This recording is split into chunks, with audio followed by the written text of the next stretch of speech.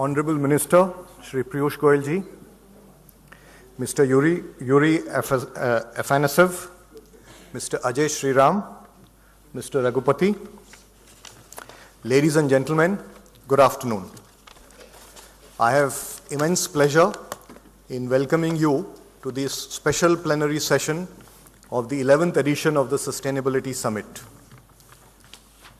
It is a matter of honor for all of us to have amongst us today Honorable Minister Shri Piyush Goyal ji, Honorable Minister for Power, Coal, New and Renewable Energy and Mines. So we are indeed grateful to you for sparing your valuable time to be amongst us today and grace the flagship event of the CII Center of Excellence for Sustainable Development. So it's very kind of you that you took the trouble to come via the metro and make it for the summit. So nothing special. Right. So over the past couple of years, we have witnessed your relentless efforts in addressing one core issue that is of critical importance to our future growth. And it is indeed a matter of pride for all of us that India has taken indeed a very progressive path as far as the climate agreements are concerned. India's comprehensive and well thought out, intended nationally determined contributions are widely acknowledged to be very comprehensive and progressive. I would also like to, sir, compliment you for the giant strides taken in electrification of villages, the record production of wind power energy in the recent past, the sharp increase in the installed base of solar energy capacity in the countries. These are indeed commendable steps that have been taken. We look forward to hearing your insightful perspectives on this important subject. I also take this opportunity to thank Mr. Yuri Afanasev for being here with us today again to grace this summit. Thank you, sir, for being here, and we look forward to hearing your perspectives as well. Ladies and gentlemen, as you know, the past year saw the world achieve a historic perspective in its journey for sustainable development. On the one hand, we saw the adoption of the Sustainable Development Goals. On the other hand, we saw the ratification of the UN Climate Agreement. These are momentous events and give rise to a new hope for the planet. Last week was very significant. We had US and China ratify the UN Climate Agreement. These are indeed remarkable progress that have been made in the recent past. However, in less than 2 decades, India's population is going to surpass that of China.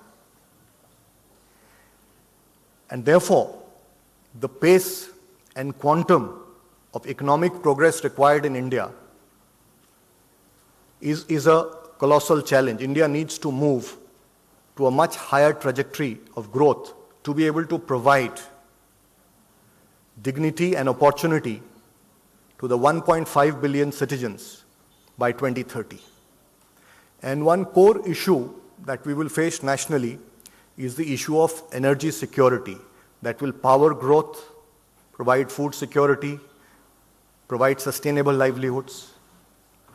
And needless, of course, to say that growth in future has to happen in a manner that is more environmentally sustainable and inclusive than it has been in the past. We all know that over the last century or so, with the material progress that the world has made, the demand for energy has skyrocketed. The trends in India are no different, with urbanization, rising incomes, economic progress. There is also a surge in the requirement of energy in India. The fossil fuels requirements has grown exponentially.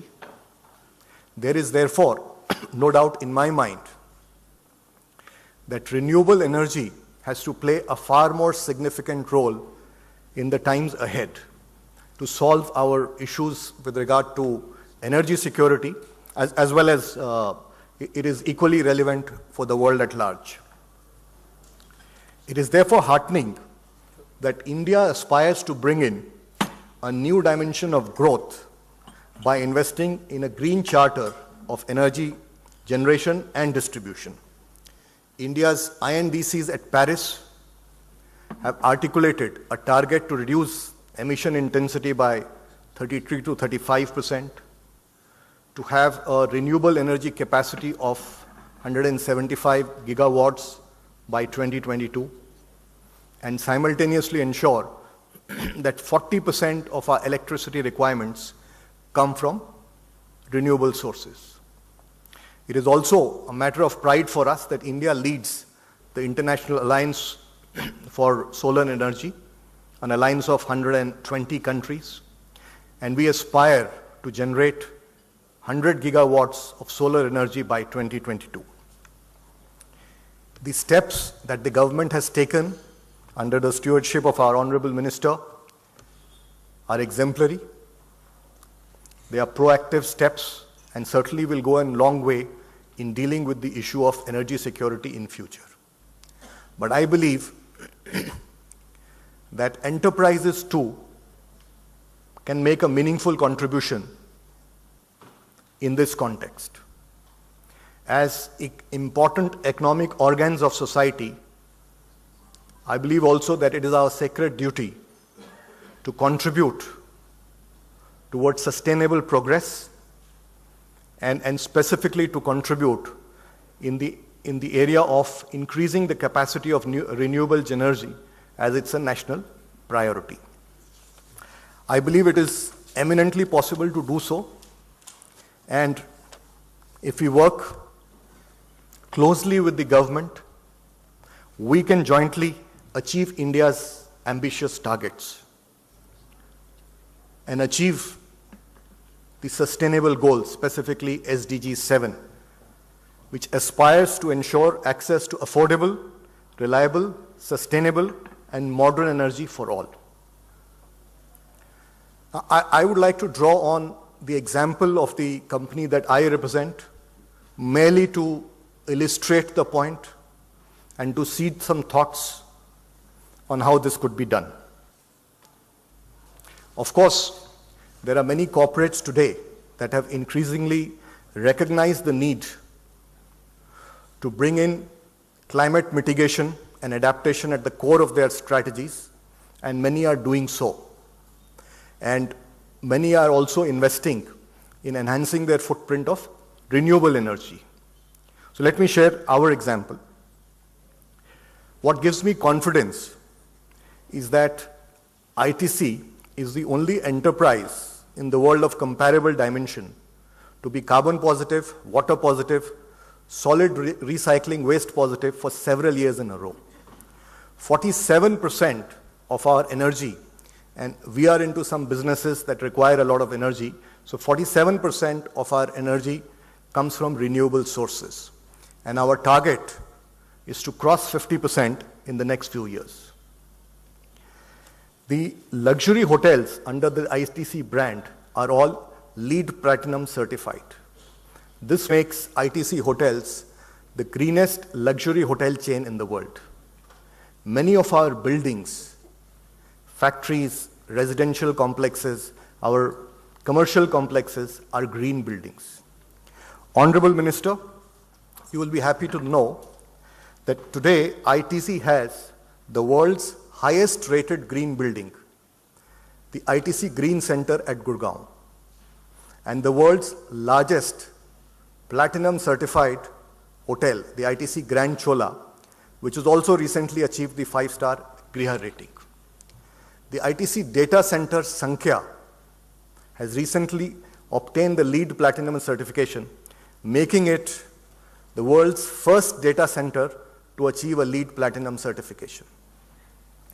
As part of our business strategy, we have very clearly articulated a vision to adopt a low carbon growth strategy to mitigate the impacts of climate change. And some of the things we do include increasing use of renewable energy, optimizing use of energy, establishing green buildings, carbon sequestration through large-scale afforestation, and continuously reducing the usage of natural resources. We have a large footprint in agriculture. So we have also taken on a very large scale the initiative to promote climate-smart agriculture and to also invest in building water bodies as part of our integrated watershed management projects. And this all integrates with our business model and our rural development programs. I have taken the liberty of sharing our example just to say to you that it is eminently possible for enterprises to make a significant contribution to the colossal challenges of climate change and sustainability that the society faces today. I am sure this distinguished gathering here will take these discussions forward, and I am sure at the end of the 2 days, we will emerge richer in our thought with fresh perspectives and innovative solutions to deal with the serious societal issues that we are faced today. Once again, let me thank the Honorable Minister and the dignitaries on the dais for gracing this occasion. Thank you, ladies and gentlemen.